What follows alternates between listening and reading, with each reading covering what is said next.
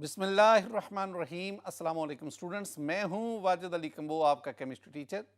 Student second year chemistry chapter 40 और आज हम पढ़ने जा रहे हैं एंजाइम। स्टूडेंट एंजाइम टॉपिक हम 2 लेक्चर्स में कवर करेंगे, तो उस सिलसिले का आज पहला लेक्चर है। तो हम आगाज़ करते हैं एंजाइम से। माय डियर स्टूडेंट्स, एंजाइम, अगर आप इस वर्ड पे गौर करेंगे ना, तो एंजाइम का वर्ड 2 अल्फाज से निकला है। एक है NEN, एन मीन इन, और दूसरा है जाइम, जाइम mean yeast, yeast I mean. तो मीनिंग क्या बने? एंजाइम के मीनिंग बने इन yeast.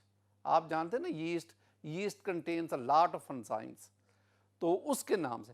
Berzelius was the scientist who introduce the word enzyme first time. तो बर्जीलियस ने ये वर्ड जो है इंट्रोड्यूस। एंजाइम की डेफिनेशन पे आए। एंजाइम क्या है?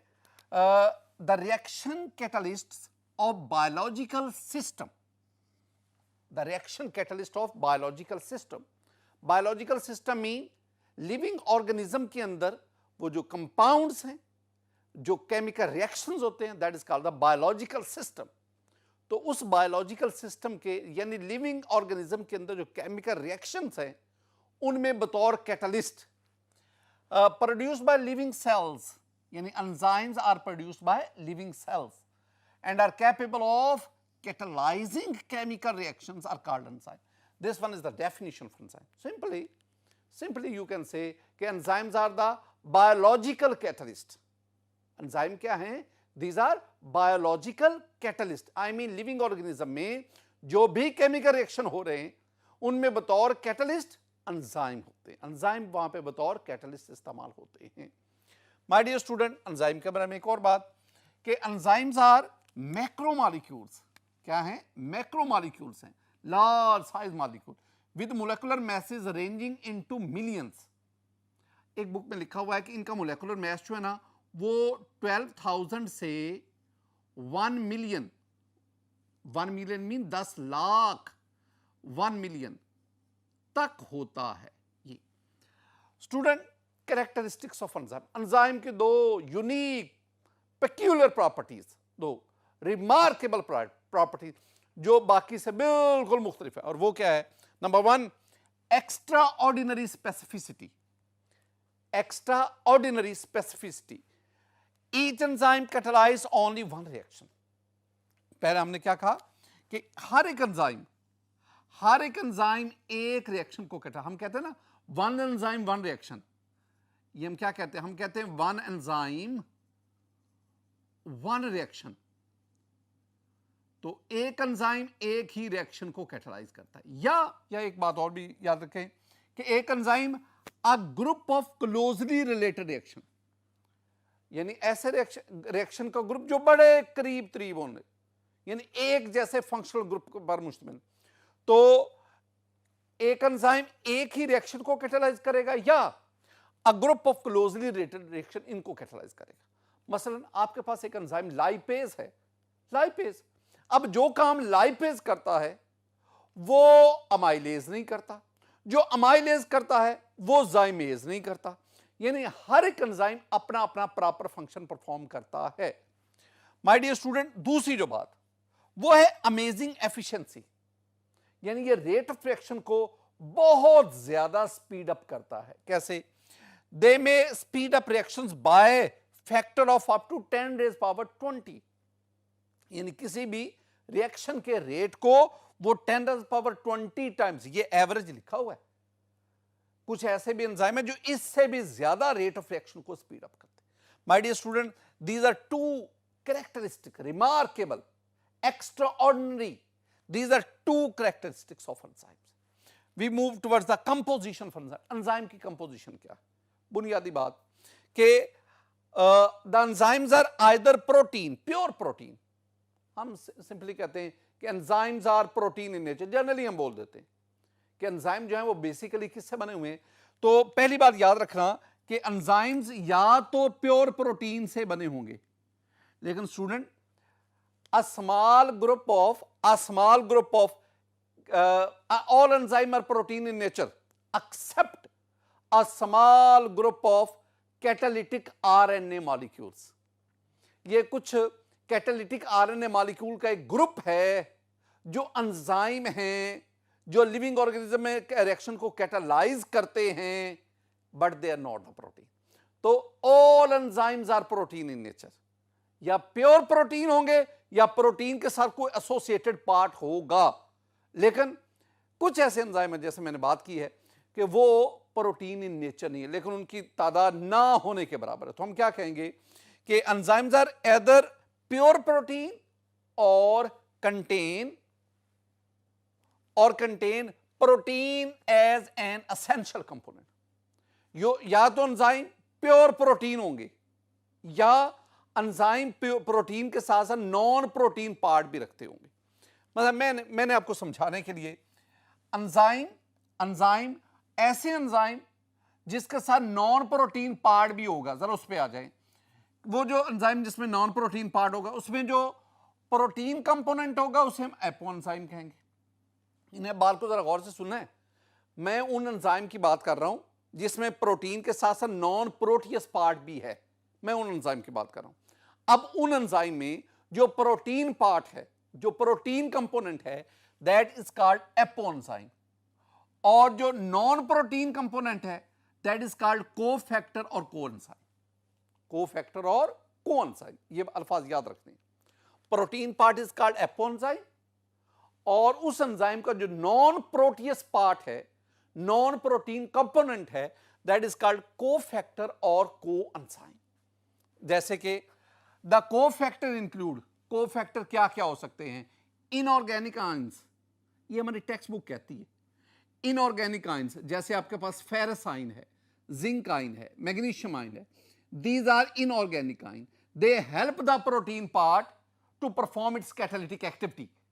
इसी तरह आपके पास कॉम्प्लेक्स ऑर्गेनिक और मेटेलो ऑर्गेनिक मॉलिक्यूल, ये कॉम्प्लेक्स ऑर्गेनिक या मेटेलो ऑर्गेनिक मॉलिक्यूल्स ये भी उस प्रोटियस पार्ट उसकी हेल्प करते हैं. अब जरा याद रखें, मैंने आपसे क्या कहा कि वो जो नॉन प्रोटीन कंपोनेंट है ना, उस नॉन प्रोटीन कंपोनेंट या वो कोफैक्टर होगा या वो कोएंजाइम होगा. अब ये कोफैक्टर और कोएंजाइम ये दो मुख्तलिफ चीजें हैं. मैं ये आपको बताता चलूं, इन दोनों में बहुत ज्यादा डिफरेंस है. मैं एक दो बातें आप तक बता लें. ये जो कोफैक्टर है ना, this one is the cofactor. ये inorganic ions, these inorganic ion जिसमें फेरस, जिंक, मैं इनकी मैं बात कर रहा हूं, तो दीज आर कोफैक्टर. और स्टूडेंट ये वाला जो है, आई मीन कॉम्प्लेक्स ऑर्गेनिक या मेटेलो ऑर्गेनिक मॉलिक्यूल, जिसमें ये निकोटिनामाइड विटामिन है या विटामिन B1 है, ये क्या है? दीज आर कॉम्प्लेक्स ऑर्गेनिक या मेटेलो ऑर्गेनिक मॉलिक्यूल्स हैं. इनको हम कोफैक्टर नहीं कहते, दीज आर कॉल्ड कोएंजाइम. तो बात क्या पता चली? जो इन ऑर्गेनिक आयंस हैं दे आर कॉल्ड कोफैक्टर, और जो ऑर्गेनिक पार्ट है, कॉम्प्लेक्स ऑर्गेनिक पार्ट है या मेटेलो ऑर्गेनिक पार्ट है, दैट इज कॉल्ड कोएंजाइम. बहरहाल ये दोनों जो है ना, कोफैक्टर और कोएंजाइम, ये दोनों क्या कहलाते हैं? These are non protein compound. एक और भी हम लफ्ज यूज करते हैं, दैट इज प्रोस्थेटिक ग्रुप. आपने पढ़ा प्रोस्थेटिक ग्रुप. अगर स्टूडेंट कोफैक्टर और कोएंजाइम ये अगर टाइटली बाउंड हो, यानी कोवलेंट बॉन्ड के जरिए ये एपोएंजाइम के साथ, प्रोटीन कंपोनेंट के साथ बॉन्डेड हों, कोवलेंट बॉन्ड के जरिए, तो फिर हम इनको प्रोस्थेटिक ग्रुप कहते हैं. मैं ना आपके सामने एक टेबल बनाता हूं जिसमें मैं एंजाइम और कोफैक्टर या कोएंजाइम इनका जिक्र करता हूं. देखें मेरे पास ये टेबल है, इस टेबल के दो कॉलम्स हैं. एक तरफ मैं ये एंजाइम्स लेता हूं और दूसरी तरफ उनके कोफैक्टर या कोएंजाइम की मैं बात करता हूं. पहले आपके पास ये एंजाइम है क्रोम ऑक्सीडेज. स्टूडेंट, इस क्रोम ऑक्सीडेज इसका जो कोफैक्टर है ना वो है फेरस आयन. सिमिलरली मेरे पास ये है कार्बोनिक एनहाइड्रेज. अब इसका जो कोफैक्टर है दैट इज जिंक आयन. ये मेरे पास एक और एंजाइम है ग्लूकोज 6 फॉस्फेटेज और इसका जो कोफैक्टर है दैट इज मैग्नीशियम आयन. ये मेरे पास एक और एंजाइम है nicotinamide adenine dinucleotide NAD और इसका जो कोएंजाइम है, अब मैं कोएंजाइम उसे कहूंगा, that is nicotinamide adenine vitamin. तो इसी तरह मेरे पास ये एक और है, this is thiamine pyrophosphatase, this one is enzyme thiamine pyrophosphatase and its coenzyme is vitamin B2। ये मेरे पास एक टेबल है कॉम्प्रिहेंसिव, आप इसको याद करेंगे, ये एमसीक्यू के तौर पर पूछा जाता है। एक तरफ मैंने क्या लिया एंजाइम्स, दूसरी तरफ उनका कोफैक्टर या कोएंजाइम्स। ये जो पहले तीन हैं जो इनऑर्गेनिक आयंस हैं, दीज आर कोफैक्टर, और अगले जो आपके पास ऑर्गेनिक या मेटेलो ऑर्गेनिक मॉलिक्यूल्स हैं, they are called coenzymes. My dear student, we move towards the nomenclature. Nomenclature आमतौर पर क्या कहा जाता है? आमतौर पर यह कहा जाता है जनाब कि हम ना एंजाइम के नाम पे एज लिखते हैं। आप अक्सर देखते हैं कि एंजाइम के नाम पे ये यूरिएज, जाइमेज, माल्टेज, तो एंजाइम के नाम पे एज आता है। ये एज कहाँ से आता है? ये एज हम सुफिक्स लेते हैं और ये एज का हम यूज करते हैं after the name of the substrate, यानी वो मॉलिक्यूल, वो सब्सटेंस जिस पर एंजाइम एक्ट करता है, उस सबस्टेट के नाम के एंड पे हम एज लगाते जाते हैं, तो वो हमारे पास है। मसलन आपके पास वो एंजाइम जो यूरिया के हाइड्रोलिसिस वगैरह, यूरिया, तो दैट इज कॉल्ड यूरिएज। मेरे पास एक एंजाइम क्या आ गया? मेरे पास एंजाइम है यूरिएज। तो मैंने क्या किया, द सबस्टेट इज यूरिया और यूरिया के एंड पे मैंने एज लगा लिया, तो ये बन गया यूरिएज। अच्छा, जरा मुझे बताएंगे स्टूडेंट यहां पे क्या होगा? सुक्रोज इज अ सबस्टेट, वो एंजाइम जो सुक्रोज को कैटालाइज करता है, तो नाम क्या बनेगा? Sucrase. Similarly we have cellulose, cellulose is the substrate on which an enzyme act and that enzyme is called cellulase. ये पहली बात मैंने आपसे की है, यानी आप सबस्टेट के नाम के एंड पे एस लगा दें बतौर सफिक्स, तो वो आपके पास वो एंजाइम बन जाएगा जो सबस्टेट को कैटालाइज करता है। अच्छा, मेरा आपसे एक सवाल स्टूडेंट, क्या तमाम एंजाइम के लिए बात दुरुस्त? आंसर है नो। कुछ ऐसे एंजाइम हैं जो इस फार्मूला से डेविएट करते हैं। मसलन यू हैव द पेप्सिन, ये एक एंजाइम है pepsin. You have the trypsin, ये आपके पास, दीज आर वेरियस एंजाइम। अब ये जो एंजाइम है ना, इनका नाम हमारे इस फार्मूला को ओबे नहीं कर। बहरहाल ये मैंने दो बातें आप तक कन्वे की हैं। My dear student, very very important, बहुत अहम हमारी discussion, that is classification of enzyme. My dear student, आज के लेक्चर का जो मोस्ट इंपॉर्टेंट पार्ट है, that is classification of enzyme. Classification, मैं बाज दफा ना क्वेश्चन के ऊपर स्टूडेंट लिख देता हूं कि this question is we raise power infinity important, बहुत बहुत अहम है। ये जो मैं लिखता हूं ना, ये एग्जामिनेशन पॉइंट ऑफ व्यू से बात कर रहा होता हूं। तो classification of enzyme, IUB, what is IUB? IUB is the International Union of Biochemistry. ये जो इंटरनेशनल यूनियन ऑफ बायोकेमिस्ट्री ना, दे क्लासीफाई एंजाइम इनटू 6 क्लासेस। ये 6 क्लासेस तमाम एंजाइम को कहते हैं। अब तक तकरीबन 2000 से ज्यादा एंजाइम जो है ना, उनको मालूम किया जा चुका है। More than 2000 enzymes have been discovered yet. अब उन एंजाइम को 6 क्लासेस में डिवाइड किया गया है, 6 क्लास। अब वो जो हर एक क्लास है ना, उसकी फर्दर सब क्लासेस है। मैं उन 6 क्लासेस में से उनको वन बाय वन आपके साथ शेयर करता हूं। पहली क्लास है हमारे पास नंबर 1 पे ऑक्सीडो रिडक्टेसेस। अब याद रखना, नंबर 1 पे ऑक्सीडो रिडक्टेसेस ही है। ये नहीं है कि आप कहें कि सर ये 6 हैं तो मैं कोई भी नंबर 1 पे लिख सकता हूं। आंसर है नो। नंबर 1 पे सिर्फ और सिर्फ आपने कौन सी लिखनी है? ऑक्सीडो रिडक्टेसेस, यही नंबर 1 पे है। इसकी एक वजह है ना, ऐसे तो नहीं हमें इसे कह रहे। तो oxidoreductases, this one is the first class of enzymes. अब इसमें कौन कौन से एंजाइम हमने रखे हुए हैं कि इस क्लास के जो एंजाइम्स हैं, these enzyme catalyse oxidation reduction reactions. यानी ऑक्सीडेशन रिडक्शन रिएक्शन में क्या है? ट्रांसफर ऑफ इलेक्ट्रॉन, लास्ट या gain of electron, oxidation reduction. इस तरह ट्रांसफर ऑफ हाइड्रोजन आयन, ये भी आपने हाइड्रोजन एटम के लिहाज से भी पढ़ा हुआ है। Loss of hydrogen atom oxidation, gain of hydrogen atom reduction. तो ये एंजाइम क्या करते हैं? They catalyse oxidation reduction reactions. Example, आपने एक तो ये लाइन याद करनी है ना। दूसरे example, oxidase, dehydrogenase and peroxidase, these are examples of this class of enzyme, oxidoreductases। मैं आपके साथ ना एक एग्जांपल स्टूडेंट शेयर करता हूं। देखें ये मेरे पास ना अल्कोहल है। अल्कोहल जब आप इसके ऑक्सीडेशन करवाते हैं तो आपके पास एल्डिहाइड बनता है, यानी एथानॉल से आपके पास एथानॉल बना। अब ये रिएक्शन लिविंग ऑर्गेनिज्म में भी हो रहा होता है। अब इस रिएक्शन के दौरान होता क्या है, ये जो आपके पास NAD plus it converts into NADH, और यहां पे एक एंजाइम यूज होता है ADH। This enzyme belong to this class of enzymes. अब इसको गौर से देखना, ये जो हुआ ना अल्कोहल का एल्डिहाइड में कन्वर्ट होना, this one is the oxidation. और इस रिएक्शन को लिविंग ऑर्गेनिज्म में ADH ये एंजाइम है, ये इसको ऑक्सीडाइज कर रहा होता है। तो this enzyme belong to oxidoreductases class. Student, we have another class that is transferases. First one is oxidoreductases, the second one is transferases. Transferases, transfer से लफ्ज आ गया, यानी दे कैटालाइज ग्रुप ट्रांसफर रिएक्शन। ऐसे रिएक्शन जिसमें ग्रुप ट्रांसफर होता है, एक से दूसरे ग्रुप ट्रांसफर होता है।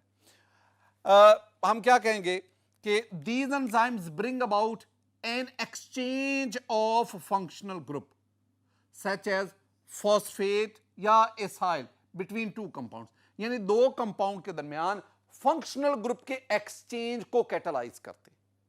मतलब मेरे पास फॉस्फोट्रांसफरेजेस, ये वो एंजाइम हैं जो इस क्लास से ताल्लुक रखते हैं। स्टूडेंट, एक एग्जांपल मैं आपके साथ शेयर करता हूं।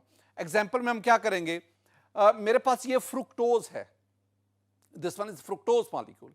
अब फ्रुक्टोज जो है ना, उसको हम कन्वर्ट किस में करते हैं? फ्रुक्टोज 6 फॉस्फेट में। अब फ्रुक्टोज को फ्रुक्टोज 6 फॉस्फेट में जब आप कन्वर्ट करते हैं ना, तो एक्चुअली होता क्या है, एक एंजाइम है हेक्सोकाइनेज, ये एंजाइम इस रिएक्शन को कैटालाइज करता है। ये जो ATP है, ये एक फॉस्फेट ग्रुप देगा, it will converts into ADP, और वो ग्रुप यहां पे अटैच होकर फ्रुक्टोज को फ्रुक्टोज 6 फॉस्फेटेज में कन्वर्ट कर देता है। यहां पे एक्सचेंज ऑफ फंक्शनल ग्रुप हुआ, और इस एक्सचेंज ऑफ फंक्शनल ग्रुप को जिस एंजाइम ने कैटालाइज किया, that belong to this class of compound, this class of enzyme, and that is transferases. तो आपने ये डेफिनेशन याद करनी है कि कौन कौन से एंजाइम इस कैटेगरी, इनका काम क्या है, और फिर आपको ये एग्जांपल आनी चाहिए।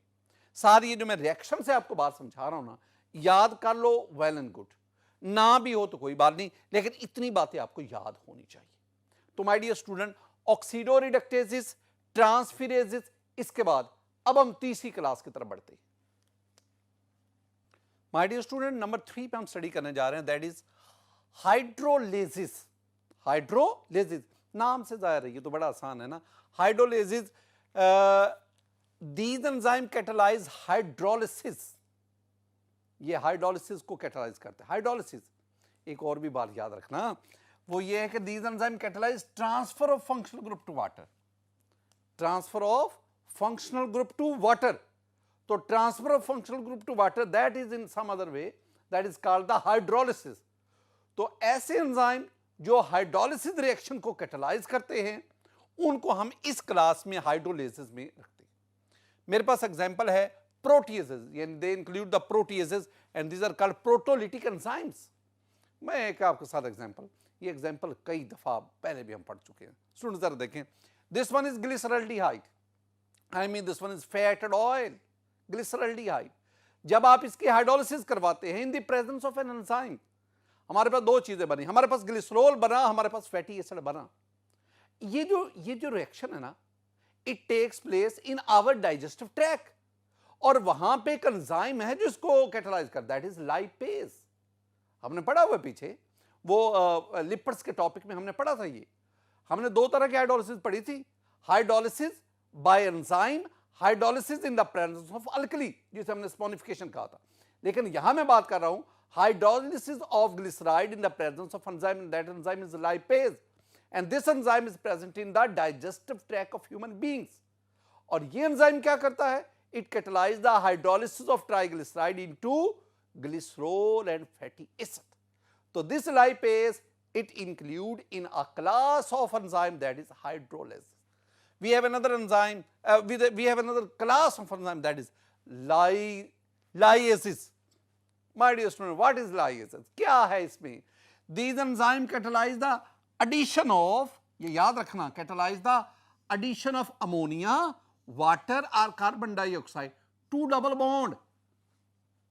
अमोनिया उसकी डबल बॉन्ड में एडिशन, CO2 की, H2O की, ये जो कंपाउंड है इनकी डबल बॉन्ड, मॉलिक्यूल में डबल बॉन्ड की जगह पे एडिशन, या removal of these two form double bond, या किसी मॉलिक्यूल से इनको निकाल के वहां पे डबल बॉन्ड क्रिएट करना। ऐसे रिएक्शन को कैटेलाइज करने वाले एंजाइम, उनको हम लाइएजेस क्लास में क्लासिफाई करते हैं। और एग्जांपल मेरे पास क्या है? फॉस्फोग्लिसरोम्यूटेसेस। ये मेरे पास एक रिएक्शन है। इस रिएक्शन में भी आप देख सकते हैं कि किस तरह ये लाइएजेस कैटेगरी का एंजाइम जो है वो किस तरह इसको कन्वर्ट कर रहा है। हमारे पास ये दो प्रोडक्ट बन रहे हैं, ठीक है। ये एंजाइम, ये रिएक्शन भी लिविंग ऑर्गेनिज्म में हो रहा है और इसमें मौजूद एंजाइम इस क्लास से, लाइएजेस से बिलोंग करता है। Student, we have number 5 isomerases. अब यहां तो सारा वो हेडिंग ही सारा मानी बता रहे, यानी ऐसे एंजाइम जो आइसोमेरिक रिएक्शन को उसको कैटेलाइज करते हैं। यानी these enzyme catalyse the transfer of groups within the same molecule to yield isomeric form of the substrate. ये तो आप जानते हैं ना। मेरे पास एक एग्जांपल है जो यहां पे फ्यूमरेज, ये एक एंजाइम है। आपके पास ना स्टूडेंट फ्यूमेरिक एसिड है, हम इसको मलिक एसिड में कन्वर्ट करते हैं। अब दोनों एक दूसरे के सिस ट्रांस आइसोमर्स हैं, तो वो एंजाइम जो इस कन्वर्जन में इन्वॉल्व है, इस आइसोमेरिक रिएक्शन में इन्वॉल्व है, that is fumarase, and this fumarase belong to a class of enzyme that is called isomerases. Student, we have number 6, that is ligases. This one is the lyase, this one is the ligases. अब ये क्या है? These enzyme link, ये बहुत important है।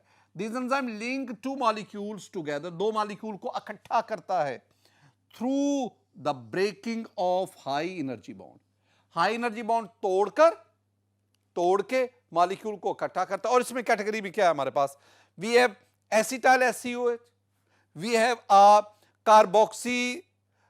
Carboxylase और we have succinic thiokinases. ये वो एंजाइम्स हैं, ये वो एग्जाम्पल हमारे पास जो इस क्लास से बिलोंग करते हैं। मैं ना लाइगेसेस में एक और भी बात आपको बताता चलूं। ये जो लाइगेसेस एंजाइम है, याद रखना है कि ये जो लाइगेसेस एंजाइम है ना, ये क्या करते हैं? They catalyse the formation of carbon oxygen, carbon sulphur और carbon nitrogen bonds by the condensation reaction coupled with ATP cleavage। ये सेंटेंस याद रखना जी, ये तो मैंने लिखा है।